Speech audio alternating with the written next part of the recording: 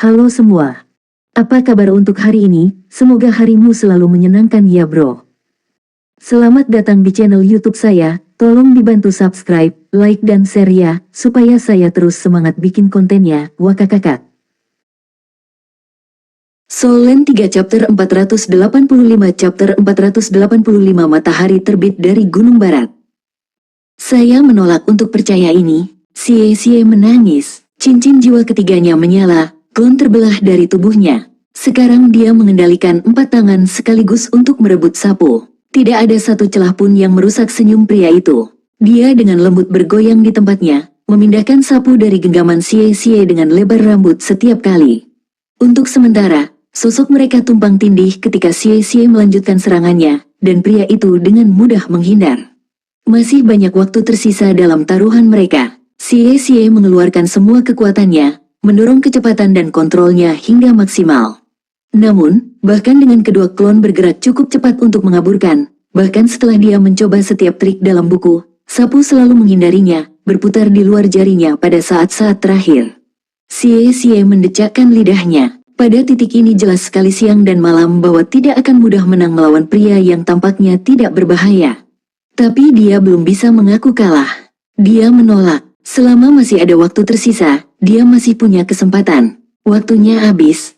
Secara kabur, sapu mengenai kepala Sie dan klonnya. Klon dan aslinya menyatu kembali bersama, dan Sie mengerang kesakitan saat dia terengah-engah. Siapa yang mengirimmu terbang lebih awal? Pria itu bertanya, mengesampingkan taruhan mereka untuk saat ini. Ekspresi Sie membeku, tidak sepatah kata pun keluar dari bibirnya. Berbeda dengan pria itu, dia masih terpaku pada taruhan. Dia bisa saja bersumpah bahwa sapu itu telah berada di tangannya beberapa kali, tetapi dalam sekejap, sapu itu menghilang. Yah, terlepas dari siapa yang melemparkanmu, sudah jelas bahwa keahlianmu tidak cocok dengan keahlian mereka. Kecepatan yang lumayan, tetapi dibandingkan dengan rekan-rekan Anda, keahlian Anda tentu menyisakan banyak hal yang diinginkan. Anda tidak akan bisa terus seperti itu. Masalahnya bukan pada pendirian Anda, tetapi saat Anda menyerang. Anda bereaksi terlalu lambat, jadi target Anda punya banyak waktu untuk menyerang, membalas, apa saja. Dia menggelengkan kepalanya. Ini juga berarti kekuatan mematikanmu tidak cukup. Untuk tipe agility, mematikan bahkan lebih penting daripada kecepatan. Apakah kamu mengerti? Kata pria itu, semua tersenyum. Sie mengamatinya, matanya menyipit. Tipe ketangkasan adalah tentang serangan cepat. Mengapa betapa mematikannya saya menjadi lebih penting? Karena menyerang adalah inti dari segalanya. Kecepatan memungkinkan Anda mengejar target, tetapi apa gunanya jika Anda tidak bisa mengalahkannya? Dengan semua mecha dan armor tempur di luar sana, siapa yang tidak memiliki pertahanan yang kuat saat ini? Kekuatan seranganmu tidak cukup, yang Anda miliki hanyalah kecepatan. Angkat belatimu untukku. Dalam keterkejutannya, Sie lupa menarik jiwa bela dirinya. Tanpa benar-benar memahami atau mendaftarkan pesanan, tubuh Sie mematuhi dan mengangkat belati naga cahaya miliknya. Nafas kemudian, dan sosok pria itu menghilang dari pandangan. Sie sangat merindukannya. Yang dia rasakan hanyalah rasa sakit yang menusuk di bahunya dan sedikit dorongan di belatinya. Ketika dia mengalihkan pandangannya ke arah rasa sakitnya, lapar dan ingin tahu apa yang baru saja terjadi, matanya melebar. Seutas rambut menembus belatinya seperti jarum paling fleksibel di dunia, tersangkut dan tertusuk daging di bahunya. Apa yang terjadi? Itu hanya rambut, bingung atau sebaliknya, tidak ada realitas yang dapat disangkal. Rambut tegak mengendur dan lemas. Menuangkan sedikit kekuatan jiwa ke belatinya, Sie dengan mudah menghancurkan rambutnya. Tapi bahunya masih terasa perih. Dia tidak bisa memahami apa yang baru saja terjadi. Kematian, kecepatan, dan kekuatan semuanya terkait. Setelah kecepatan Anda mencapai tingkat tertentu dan Anda dapat memusatkan semua kekuatan Anda ke satu titik, kematian secara alami akan mengikuti. Wah, jalanmu masih panjang. Yakin dan menang. Detak kegembiraan berdebar di dalam hatinya. Sie berkata, bisakah kau mengajariku? Pria itu mengangkat bahu. Bayar taruhannya dulu. Aku akan mengajarimu sebentar nanti. Baik. Sie segera mengeluarkan kartu poin kontribusinya dan membayar pria itu 100 poin. Karena kamu baru pulang, kita akan mulai besok pagi. Aku akan menunggumu di sini. Mengerti? Saya Sie. Bagaimana saya harus memanggil Anda? Pria itu tersenyum. Saya Liang Xiaoyu. Anda bisa memanggil saya Kakak Liang. Beberapa orang juga menyebut saya matahari terbit di Gunung Barat.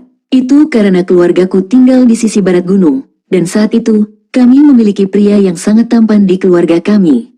Dia pindah ke kota kemudian dan menjadi superstar. Semua orang di desa saya mengatakan saya mirip dia, jadi mereka mulai memanggil saya seperti itu. Xie berjuang keras untuk menjaga wajah tetap lurus. Kakak Liang, sejujurnya, ada sedikit celah antara kamu dan menjadi tampan. Hah, bukankah itu hanya perbedaan kecil? Xie melirik kepala botak Liang Xiaoyu. Juga, kamu harus berhenti menggunakan rambut untuk menusuk orang. Aku ragu itu baik untukmu. Setelah hening beberapa saat, Liang Xiaoyu berteriak, melayani Anda dengan benar untuk dihancurkan. Tang Wulin, yang masih kelaparan, memutuskan untuk menahan lapar di toko mie yang direkomendasikan Su Luzi. Menurut rekan satu timnya, mie itu benar-benar enak, terutama yang dibubuhi saus daging yang kental. Dia teringat konflik antara Yuanen Yehui dan Xie sebelumnya. Segera setelah dia terbangun dari membuka segel keempat, kakinya membawanya ke lokasi semua keributan. Ketika dia menghentikan pukulan terbang Yuanen Yehui, dia merasakan kekuatan mengalir di dalam dirinya. Esensi darahnya melonjak melalui tubuhnya seperti sungai yang lebat.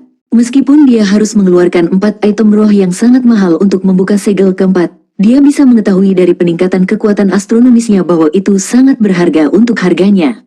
Tetapi pada saat yang tepat ini, Tang Wulin lapar. Itu mencakar dia, energi Raja Naga Emas, daripada memberinya kelegaan dari ini, hanya memicu rasa laparnya.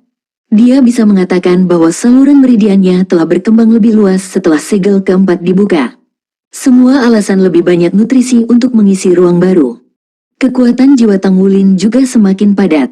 Saat terkondensasi, ruang yang ditempati di dantiannya telah menyusut, memberinya ruang tambahan untuk melakukan apa yang diinginkannya. Mengingat ini, dia menyimpulkan bahwa dia perlu melipat gandakan usahanya. Pada kecepatan kultivasinya saat ini, dia takut dia tidak akan mendapatkan cincin keempatnya pada saat dia berusia 15 tahun. Meningkatkan kecepatan kultivasinya adalah suatu keharusan, karena dia tidak bisa menjadi pandai besi peringkat 6 sampai dia memiliki dasar dari leluhur jiwa. Yang bisa dia lakukan hanyalah bekerja lebih keras. Setelah melahap 10 mangkuk, Tang Wulin meregangkan tubuhnya, pikirannya kembali ke Xie dan Yuanen Yehui. Dia tidak bisa menahan senyum. Keduanya benar-benar memiliki kedekatan satu sama lain. Nah, terserah. Saya hanya akan membiarkan mereka menyelesaikan masalah sendiri. Meskipun keberuntungan Xie sangat buruk, dia masih memiliki banyak jalan yang bisa dia gunakan untuk menyelesaikan masalah. Tang Wulin yakin keduanya akan baik-baik saja dengan waktu dan ruang yang cukup. Tang Wulin mengeluarkan komunikatornya dan memanggil Wu Zhangkong. Apakah kamu kembali? Wu Zhangkong menjawab panggilan itu dengan suara dinginnya yang biasa. Tang Wulin merasa dirinya rileks. Ya, saya sudah kembali ke kampus. Guru Wu, kapan saya harus mengunjungi Anda di pelataran inti? Tang Wulin bertanya. Liburannya sudah setengah jalan, tapi masih banyak yang harus dia lakukan. Kamu bisa datang sekarang. Pergilah ke pelataran dalam dan saya akan berada di sana untuk menerima Anda. Baik. Setelah membayar tagihannya dengan cepat, Tang Wulin melakukan hal itu. Bersemangat dia untuk menguji batasnya sekarang karena esensi darahnya telah diperkuat dan dia telah mendapatkan cincin jiwa esensi darah kedua. Semoga cincin itu memberinya kemampuan jarak jauh. Berdiri di dekat gerbang ke pelataran dalam, Tang Wulin hanya mendengar angin sepoi-sepoi sesekali dan pikirannya sendiri. Gerbang terbuka, menampakkan jalan bengkok menuju ke dalam. Tidak ada satu orang pun yang berjaga-jaga. Tampaknya mudah bagi siapapun untuk hanya melenggang, tetapi Tang Wulin tahu bahwa itu tidak benar. Akademi Shrek adalah tempat suci bagi para master jiwa dan sarang naga bagi musuh. Aku ingin tahu apakah kakak Mulan sudah bangun? Roh Kudus Douluo sungguh luar biasa dalam penyembuhan. Kapan saya akan sekuat dia? Pikirannya terletak pada cincin jiwa yang kuat dari Roh Kudus Douluo. Pemandangan 6 cincin hitam dan 3 cincin merah telah mengirimkan getaran ke lubuk hatinya. Dia masih anak laki-laki yang tidak penting jika dibandingkan dengan dia, seseorang yang berdiri di puncak. Dia merasakan hatinya tenang, pikirannya rileks dengan setiap langkah semakin jauh di jalan yang bengkok. Angin sepoi-sepoi bertiup melalui pepohonan, aroma bersih menyegarkan pikirannya. Pakaiannya segera mulai menempel di kulitnya. Dia mendekati danau Dewa Laut. Dia berjalan melewati beberapa patung, Shrek Seven Monsters yang legendaris dari masa lampau dan membulatkan kurva ke tepi danau. Danau itu berkilauan di bawah matahari, airnya jernih sampai dasarnya. Beberapa tanaman air tumbuh dari tanah basah, menghirup kehidupan ke dalam danau.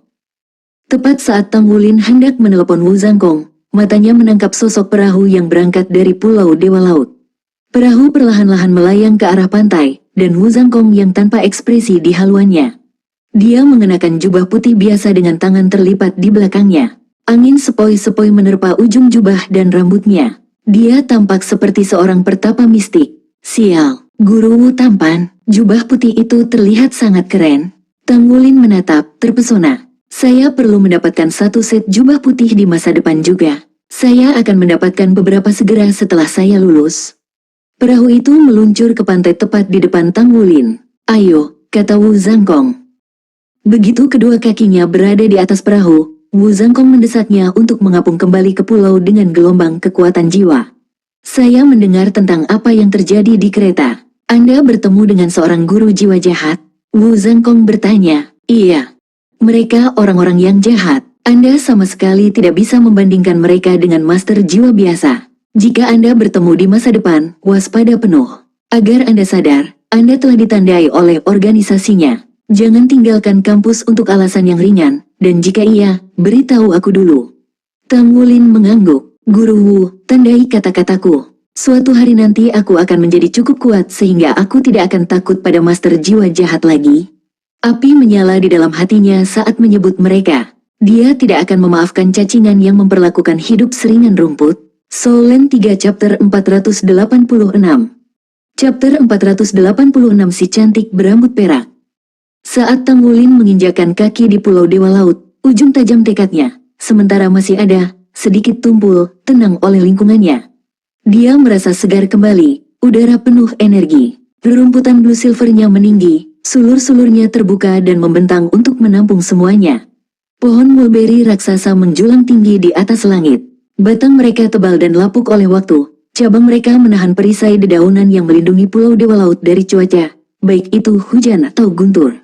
Ini adalah kedua kalinya Tang Wulin di sini. Namun, pengalamannya berbeda dari sebelumnya. Dia bisa mengintip lebih dalam ke misteri pulau itu. Mungkin itu karena dia telah mencapai alam roh laut dan kemampuan persepsinya meningkat. Tang Wulin mengikuti Wu Zhangkong ke jantung pulau. Saat matanya berkeliling, dia melihat perahu lain mendekati pantai. Seorang gadis berdiri di perahu, rambut peraknya melambai tertiup angin. Dia tampak berusia sekitar 13 atau 14 tahun, mengenakan seragam merah. Saat angin yang lebih kuat mengambil bagian bawah gaunnya dan rambutnya yang tergerai, napasnya tertahan.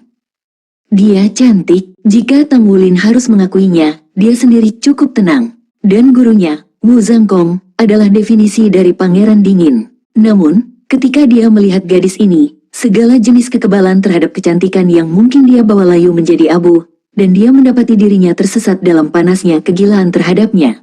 Mata perak lembut, kaki ramping, terlalu menawan, peri danau. Tidak ada satu cacat pun yang dapat ditemukan pada wajahnya, seolah-olah wajahnya telah dipahat dengan cermat oleh seniman terhebat di dunia. Terlepas dari penampilannya yang muda, dia sudah memiliki bakat menjadi seorang wanita. Lekuk tubuh membulatkan sosoknya, udara elegan di sekitarnya. Tang Wulin hampir tidak bisa mengumpulkan pikiran saat melihat gadis itu, apalagi berbicara. Merah adalah warna pelataran dalam, seragamnya menandainya sebagai anggota elit itu. Tapi bukankah Su Lizhi dan Ye Xinglan dikeluarkan karena bukan master baju besi pertempuran? Apakah dia sebenarnya sudah menjadi master armor pertempuran satu kata? Tidak mungkin. Karena langkah kaki di belakang Wu Zhangkong menjadi sunyi, dia berhenti sejenak dan melihat ke belakang. Atas usahanya, dia diberi citra yang tidak pantas dari wajah kaget Tang Wulin. Dia pindah ke sisi Tang Wulin dalam sekejap, tangan memenggal kepala muridnya. Tang Wulin menjerit, terbangun dari pingsannya. Guru Wu. Wu Zhangkong mengikuti tatapan Tang Wulin ke gadis berambut perak, lalu mengarahkan pandangannya kembali ke muridnya. Apa yang kamu lihat? Apakah dia murid pelataran inti? Wu Zhangkong mengangguk. Ketidakpercayaan mewarnai wajah Tang Wulin. Tapi, bukankah pelataran inti hanya menerima master armor tempur? Aturan itu baru saja diterapkan, bukan? Apakah itu berarti dia adalah master armor pertempuran satu kata? Wu Zhangkong menatapnya. Dia tidak. Dia spesial. Bagaimana bisa? Dia satu-satunya murid langsung Pavilion Master. Tentu saja dia spesial, potensinya tidak perlu diragukan lagi. Dia akan menjadi salah satu pembangkit tenaga listrik benua di masa depan, jadi Master Pavilion memutuskan untuk menerima dan merawatnya. Mata Tang Wulin melebar. Secara alami, dia tahu apa itu Pavilion Dewa Laut. Itu adalah organisasi yang berdiri di puncak Akademi Shrek, mengelola hukum akademi dan memilih arahnya. Dia telah mendengar banyak rumor tentang orang macam apa Master Pavilion itu, tetapi tidak sekalipun dia menerima jawaban yang konkret. Identitas Master Pavilion terselubung dalam kerahasiaan. Bahkan Wu Zhangkong tidak menyebutkan Pavilion Master kecuali untuk kali ini. Namun meski tidak tahu apa-apa tentang sosok termasyhur ini, Tang Wulin masih memendam rasa hormat yang mendalam kepada mereka. Tidak ada keraguan dalam pikirannya bahwa siapapun yang dapat memegang posisi seperti itu adalah orang yang berkuasa dan layak dihormati. Ayo pergi, kata Wu Zhangkong. Dia berputar dengan tumitnya dan melanjutkan perjalanan. Perahu gadis itu berlabuh di kejauhan dan dia berjalan ke pulau melalui jalur lain. Sosoknya dengan cepat menyusut ke cakrawala, menghilang dengan langkah panjangnya. Aku tidak tahu kenapa, tapi dia terlihat familiar. Tang Wulin mengerutkan alisnya, terganggu oleh perasaan aneh yang tidak bisa dia tempatkan, omelan yang tak henti-hentinya dalam pikiran batinnya. Tapi pada akhirnya, dia bergegas mengejar Wu Zhangkong. Ketika Tang Wulin menyusulnya, dia bertanya, "Guru Wu, siapa nama murid pelataran inti itu?" Wu Zhangkong meliriknya. Dan berapa umurmu lagi? Anda terlalu muda untuk terganggu oleh hal-hal seperti itu. Fokus pada budidaya. Tang Wulin cemberut. Guru Wu, saya tidak seperti Xie. Dia tampak akrab. Mungkin aku pernah melihatnya di suatu tempat sebelumnya.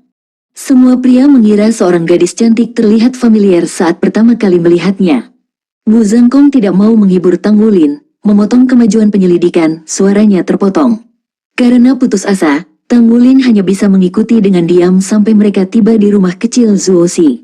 Shen Yi sedang bermeditasi bersila di atas bangku batu di halaman depan. Samar-samar Tang Wulin bisa melihat aliran udara hijau gelap berkumpul di sekitarnya. Fluktuasi kekuatan jiwanya berdebar dengan kekuatan yang stabil. Namun Tang Wulin juga menemukan rasa nyaman di dalamnya. Dia merasakan ketertarikan padanya karena mereka berdua memiliki jiwa bela diri tipe tumbuhan. Karena Shen Yi jarang mengungkapkan kekuatannya, satu-satunya hal yang dapat dipilih oleh Tang Wulin adalah bahwa jiwa bela dirinya dalam beberapa hal terkait dengan tanaman merambat. Tapi dia tahu bahwa dia bukan orang yang bisa dianggap enteng. Dia tidak mungkin. Dia adalah seorang guru di Akademi Shrek. Setidaknya, dia adalah Master Armor Perang Dua Kata. Wu Zhangkong membawa Tang Wulin ke dalam rumah. Yang mengejutkan Tang Wulin, Zuoxi sedang duduk di ruang tamu. Wajah Zuoxi bersinar saat dia melihat Tang Wulin, senyum hangat terbentuk di bibirnya. Dia memberi isyarat agar Tang Wulin datang. Tang Wulin maju dengan langkah cepat dan membungkuk sedikit untuk kakeknya. Cukup dengan itu, tidak perlu terlalu sopan. Kamu sudah cukup menunjukkan rasa hormat. Zuoxi senang dengan kakeknya. Dia telah menyaksikan pertandingan tim Tang Wulin melawan Akademi Teknik Jiwa Matahari Bulan Kekaisaran dan hanya mengucapkan kata-kata pujian untuk cara tim menangani pertandingan tersebut. Lebih khusus lagi, bagaimana mereka menangani keterampilan fusi dua jiwa dan menyegel kemenangan mereka sendiri. Itu bukanlah hal yang mudah. Tetapi perasaan persetujuannya tidak berakhir di situ. Beberapa hari sebelumnya, Roh Kudus Doulo telah memberitahunya betapa dia menyukai kepribadian Tang Wulin. Saat itulah Zuoxi tahu pasti bahwa kakeknya adalah Harta, seorang pemuda dengan hati yang baik dan pikiran yang sehat tentang bagaimana menunjukkan rasa hormat.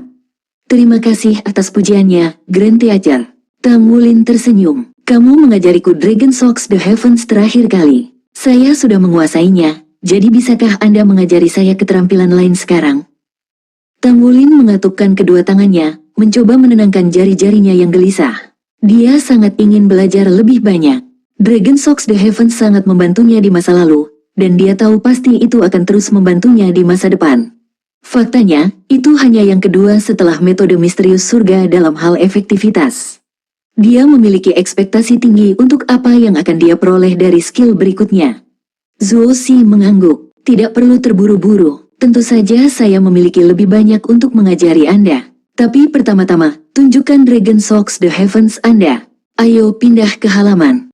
Tang Wulin tidak mengeluh, dengan patuh mengikuti Zuoxi. Ini adalah kesempatan bagus untuk menguji seberapa kuat dia tumbuh setelah memecahkan segel keempat juga. Zuo Si berjalan ke tengah halaman dan memanggil Tang Wulin. Datang, beri aku Dragon Socks The Heavens terbaikmu. Iya. Tang Wulin memposisikan dirinya 10 meter dari Zuo Si. Yang menyaksikan dari samping adalah Wu Zhangkong dan Shen Yi, yang telah terbangun pada saat pasangan cucu dan cucu melangkah ke halaman. Kedua guru itu memahami kekuatan Tang Wulin dengan baik. Mereka telah melihatnya dewasa dengan mata kepala sendiri sejak kedatangannya di Akademi Shrek. Mereka telah menyaksikan pertumbuhannya yang eksplosif setelah membuka segel ketiga. Meskipun kekuatan jiwanya hampir tidak istimewa, kecakapan tempur dan keterampilan kepemimpinannya dapat diringkas dalam satu kata, luar biasa. Soul Land 3 Chapter 487. Chapter 487 Keterampilan Jiwa Esensi Darah Kedua. Rumput Blue Silver. Kelemahan terbesar Tang Wulin saat ini, itu membatasi kecepatan pertumbuhan kekuatan jiwanya, dan efeknya berdesir, menghalangi setiap aspek kemampuannya. Untungnya, dia masih muda. Dia dapat menggunakan metode lain untuk meningkatkan kekuatan jiwanya jika pertumbuhannya kurang pada saat dia berusia 18 tahun. Baik Wu Zhangkong maupun Shen Yi tidak mengkhawatirkan peluang Tang Wulin untuk memasuki pelataran inti. Bocah itu adalah pandai besi peringkat 5 termuda sepanjang sejarah. Itu saja sudah cukup untuk mengizinkannya masuk. Selain itu, keterampilan pandai besi membuatnya mudah baginya untuk menjadi master baju besi pertempuran satu kata. Dia sudah memiliki sarung tangan, jadi hanya masalah waktu sekarang sebelum dia menyelesaikan satu set penuh. Tang Wulin menarik napas dalam-dalam, mengisi paru-parunya dengan udara menyegarkan pulau Dewa Laut. Esensi darahnya mengalir terbalik saat dia akeong menggunakan naga emas mengguncang surga. Gelombang kekuatan meluncur darinya, garis-garis emas menyala dari ujung kepala sampai ujung kaki. Lengan kanannya membengkak karena kekuatan, sisik dari emas cerah yang sama terwujud di atasnya, mengubah tangannya menjadi cakar. Sisik itu menyebar ke bahunya, dadanya, lalu ke lehernya. Wu Zhangkong akrab dengan penggunaan esensi darah Tang Wulin, matanya selalu tertuju pada muridnya yang penuh harapan. Tetapi ketika dia melihat timbangan merangkak untuk menutupi leher Tang Wulin juga, dia hampir lupa bernapas. Esensi darahnya menjadi lebih kuat. Pada saat itu, 2 cincin emas muncul dari bawah Tang Wulin. Dia menegakkan punggungnya, tampak beberapa sentimeter lebih tinggi dari sebelumnya, mantap seperti gunung. Dia bersinar emas yang cemerlang. Udara di sekelilingnya berubah menjadi hiruk-pikuk. Esensi darahnya meraung seperti sungai yang mengamuk, bahkan terdengar oleh Wu Zhangkong dan Shen Yi di kejauhan. Zuo Si memperhatikan dengan mata cerah. Dia memiliki harapan tinggi untuk Tang Wulin sejak awal, tetapi sekarang bocah itu meledakkannya melewati mereka. Cincin emas kedua, bukankah dia hanya punya satu kali terakhir? Seberapa jauh garis keturunannya akan pergi?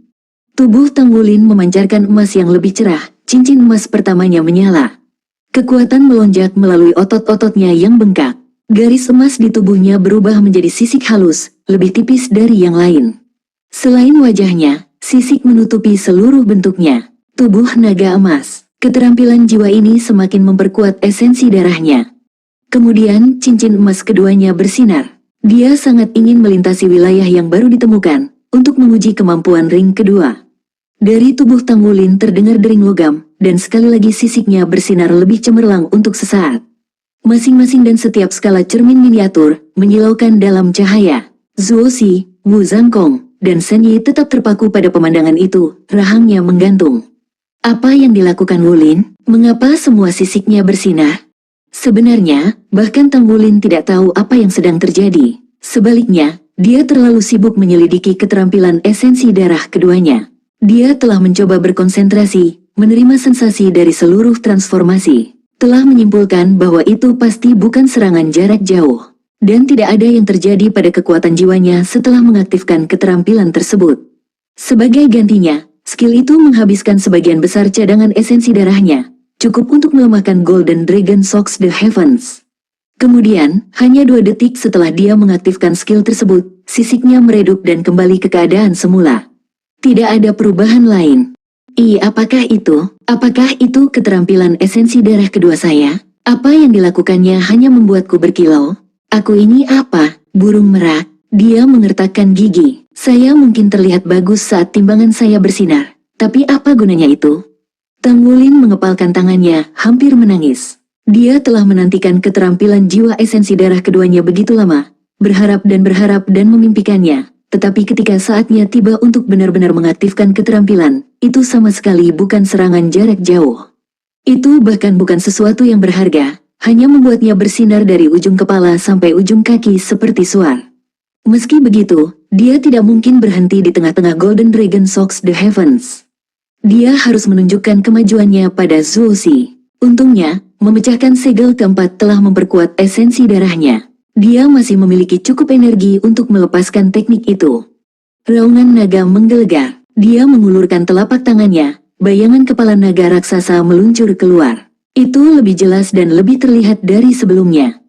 Zuo Shi mengerutkan alisnya, menggigil di punggungnya. Dia bisa merasakan jiwa bela dirinya gemetar ketakutan di hadapan Tang Wulin. Dia melemparkan tirai api untuk melindungi dirinya dari amukan kepala naga hantu. Gelombang kejut bergemuruh melalui halaman, dedaunan turun dari pepohonan yang bergetar. Esensi darah Tang Wulin bergolak seperti badai di dalam dirinya. 3 gelombang kekuatan menabrak tirai api, masing-masing bergema dengan gelombang terakhir untuk mencapai ketinggian baru.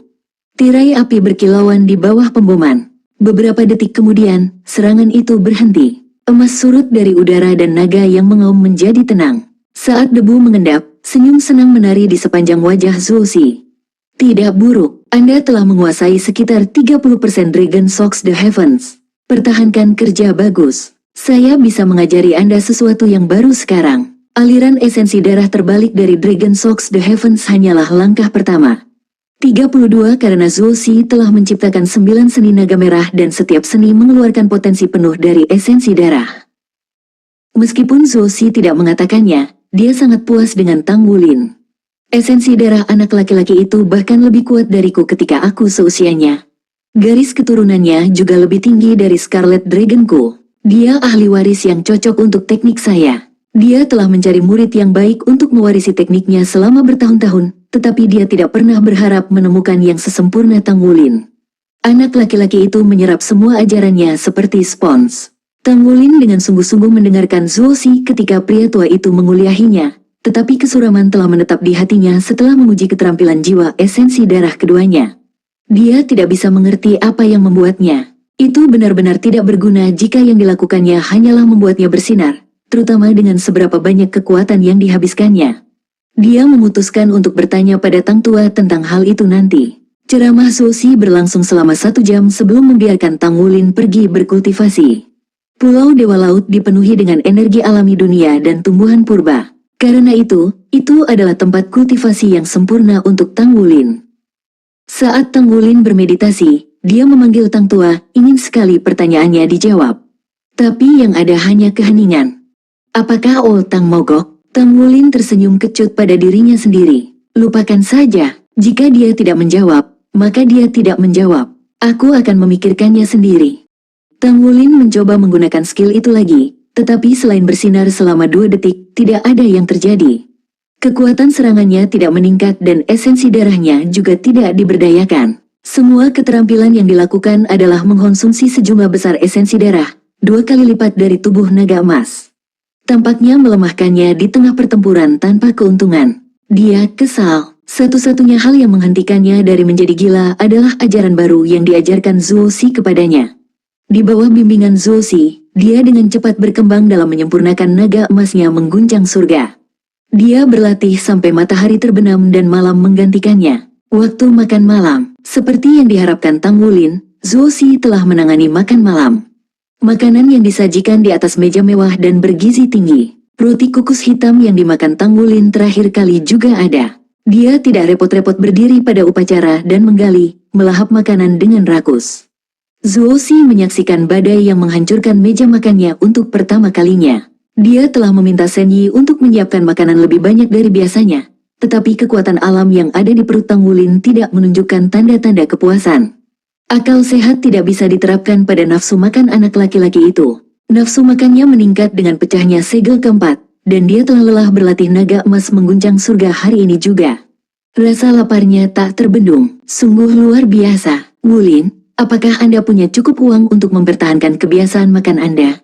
Shen Yi bertanya dengan prihatin. Tang Wulin menyeringai, Guru Shen, kamu tidak perlu khawatir tentang itu. Selama saya tidak meninggalkan Shrek, Penatua Feng berjanji akan menanggung semua biaya makan saya. Itu adalah syarat bagi saya untuk menjadi muridnya. Zuo Si mengangkat alis. Feng Wuyu yang meremehkan Penny itu benar-benar akan bermurah hati. Mengetahui betapa kakeknya menyukainya, Teng Wulin tidak menahan diri. Dia menyeringai lebar. Ya, aku sungguh luar biasa, kakek. Ketika saya mengunjungi Heaven Dow City dan belajar pandai besi di bawah bimbingan paman tuan saya, dia mengatakan kepada saya bahwa begitu saya mendapatkan cincin jiwa keempat saya akan menjadi pandai besi peringkat 6. Tatapan Zuo Si mengeras. 4 deringan dan kau akan mencapai peringkat 6. Jadi maksudmu kau akan menjadi pandai besi peringkat 6 jika aku memberimu harta surgawi sekarang? Soulen 3 Chapter 488. Chapter 488 menamparkan wajah. Tang Wulin menggelengkan kepalanya. Mungkin, tapi tidak baik bagiku sebagai master jiwa untuk mengambil jalan pintas. Zuo Si mengatupkan bibirnya, ekspresinya kaku. Baik, tapi Wulin, jangan menggigit lebih dari yang bisa Anda kunyah. Terutama dalam hal kultivasi. Saya tidak tahu siapa paman tuan Anda, tetapi Anda tidak perlu menganggap kata-katanya terlalu serius. Pandai besi adalah yang paling sulit dari 4 profesi utama. Perbedaannya menjadi lebih jelas ketika Anda masuk ke peringkat selanjutnya. Itu juga mengapa hanya ada satu Divine Blacksmith di dunia saat ini. Anda harus fokus membangun fondasi yang kokoh. Jangan terlalu percaya pada pujian yang diberikan orang lain kepada Anda. Mengerti? Iya. Tang Wulin tidak berani mengatakan apa-apa lagi pada wajah Zuo Si yang tidak senang. Tiba-tiba, tawa menggonggong terdengar. Zuo Si, orang tua bodah. Saya telah tiba, di jalan Feng Wuyu berjalan. Tang Wulin tidak membuang waktu untuk berdiri dan membungkuk. Guru. Feng Wuyu mengusirnya. Dasar anak nakal, Anda harus mengunjungi saya dulu ketika Anda kembali daripada sarang ini untuk kojes selama. Apa yang bisa dipelajari oleh orang bodah yang tidak mengerti seperti itu? Sebuah bantingan keras. Tang Wulin menggelengkan kepalanya ke arah suara. Matanya melebar ke lekukan kecil di atas meja di bawah telapak tangan Zuo Si. Kamu cacingan gila, Anda mencoba untuk memulai. Bagaimana saya tidak mengerti? Anda lebih baik menjaga mulut Anda di depan kakek saya. Jangan berani-berani membenciku atau aku akan menendang pantatmu keluar dari sini. Feng Wuyu mendengus. Kamu tidak perlu omong kosong denganku. Katakan padaku, apakah kamu tahu siapa paman tuan Wulin? Zuo Si merengut. Bagaimana saya bisa tahu siapa paman tuannya? Mungkin hanya salah satu saudara senior Anda. Tunggu, apakah kamu punya? Enggak. Faktanya, paman tuan Wulin adalah generasi yang lebih muda dari kita. Lalu apakah saya salah? Anak berbakat seperti Wulin tidak membutuhkan pujian yang berlebihan. Aku akan mengalahkan orang itu jika dia menyesatkan Wulin. Sekarang cukup dengan lelucon ini. Jika Anda tidak memiliki sesuatu yang penting untuk dikatakan atau dilakukan, pergilah. Aku kehilangan nafsu makan hanya dengan melihatmu, kata Zuo Si, mulutnya berubah menjadi cemberut.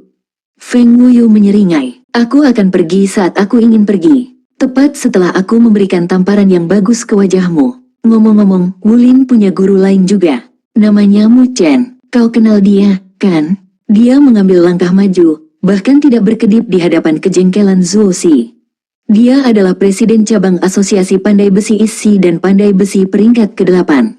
Dia memiliki kakak laki-laki yang merupakan paman tuan yang dibicarakan Wulin. Jika saya ingat dengan benar, namanya adalah Zhenhua atau semacamnya. Benar, Wulin. Tang Wulin melihat ke antara gurunya, lalu ke kakeknya. Dia tidak berani mengucapkan sepatah kata pun. Jadi bagaimana dengan Zhenhua ini? Dia mata Zuo Si melebar, napasnya tersengal-sengal. Zhenhua, Divine Blacksmith Zhenhua, jika itu Zhenhua, lalu siapa lagi yang bisa menilai seorang pandai besi lebih baik darinya? Feng Wuyu menepuk pipinya sendiri, merasakan sentakan ke atas dari bibirnya, otot-otot yang membentuk pipinya. Oh, sekarang rasanya enak. Bagaimana dengan wajahmu, Old Zuo? Apakah itu menyakitkan? Abaikan. Zuo Si berteriak, mengirimkan pukulan ke Feng Wuyu. Feng Wuyu terkekeh, menangkap tinju di tangannya dengan mudah. Keduanya mulai berkelahi di tempat, melontarkan pukulan ke depan dan ke belakang. Tang Wulin sudah lama mundur ke jarak yang lebih aman. Tapi seorang anak sebelum mereka, dia tidak berani campur tangan dalam pertarungan antara berjudul Doulos. Bahkan Shen Yi dan Wu Zhangkong telah mundur. Ini dia lagi, desah Shen Yi. Aku bersumpah kita tidak bisa pergi lebih dari seminggu tanpa mereka berkelahi. Wu Zhangkong memanggil Tang Wulin ke sisinya. Mereka akan segera selesai. Berolahragalah sementara itu. Jalan-jalan. Jangan pergi terlalu jauh dan jangan memasuki area terlarang. Tang Wulin menoleh ke Wu Zhangkong, cemberut di bibirnya, mata dengan sedikit rasa yang menyedihkan. Tapi Guru Wu, saya belum selesai makan. Wu Zhangkong menatapnya dengan tatapan gelap. Aku akan menabung untuk kamu makan nanti malam. Pulau Dewa Laut sudah mengalami kesulitan untuk menampung perut Anda. Setiap makanan di pulau itu adalah makanan lezat yang dipilih sendiri. Bahkan Zhenhua akan puas dengan makanan di sini. Tapi bukan Tang Wulin, nafsu makannya luar biasa. Pulau itu memiliki persediaan yang cukup untuk dengan mudah menampung satu penduduk lagi. Tetapi menambahkan satu Tang Wulin adalah cerita yang sama sekali berbeda. Dia sendiri bisa makan untuk lebih dari 10 orang. Tang Wulin meninggalkan rumah dengan pasrah. Langit diwarnai dengan warna merah dan oranye, senja mulai terbenam. Dia menarik napas dalam-dalam, menikmati udara segar yang bersih. Itu mengisinya dengan semangat. Dia telah makan setengah dari isinya, cukup sehingga dia tidak merasakan sikat rasa lapar. Dia berjalan-jalan di sekitar pulau, menuju area vegetasi yang paling padat dan paling tebal. Semakin kuat pelukan alam, semakin dia merasa nyaman. Paman Tuan berkata bahwa cara paling efisien untuk berkultivasi adalah mengelilingi diri saya dengan semua tanaman hijau ini. Pasti ada banyak tempat seperti itu di Pulau Dewa Laut. Dia berhenti sejenak. Suka tempat ini. Itu tidak buruk. Oh, dan di sana cukup bagus juga. Di tengah pengembaraannya, Tang Wulin berjalan jauh ke dalam pulau. Meskipun tanah itu sendiri tidak membentang jauh karena terkandung di dalam danau, vegetasi yang lebat dan kuno membuatnya sulit untuk dilintasi. Saat dia berjalan terus, Tang Wulin menemui beberapa area terlarang, mengelak melewati mereka seperti binatang yang bergegas. Dia tidak berani mengganggu. Ini adalah Pulau Dewa Laut.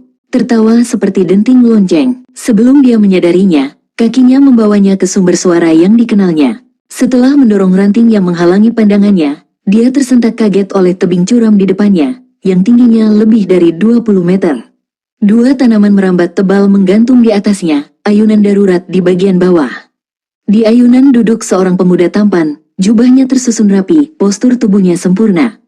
Dia tampak berusia akhir 20-an, dan dari apa yang bisa dilihat Tang Wulin membawa sentuhan lembut ke tatapannya.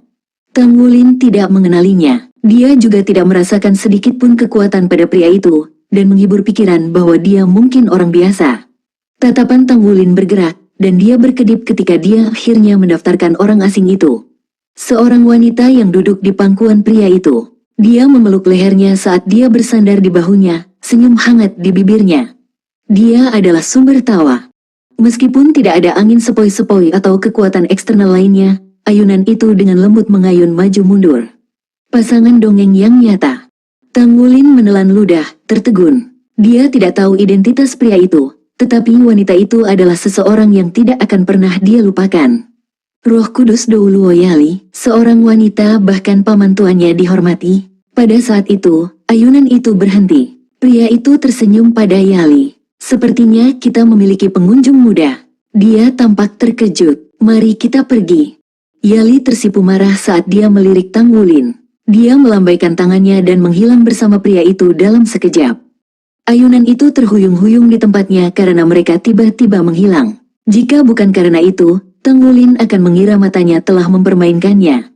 Dia masih tidak percaya apa yang baru saja dilihatnya. Roh Kudus Douluo yang termasyhur telah duduk di pangkuan seorang pria, terkikik seperti gadis sekolah yang lugu. Tang Wulin menelan ludah. Dia segera berputar ke arah rumah Zhuoxi. Dia merasa seperti dia baru saja melihat sesuatu yang seharusnya tidak dia miliki. Tapi saat dia berjalan, dia melihat rambut perak dan kuas merah. Bukankah itu gadis yang tadi? Waktu senja tidak menyembunyikan kecantikannya. Faktanya, dia bersinar lebih cemerlang dari sebelumnya.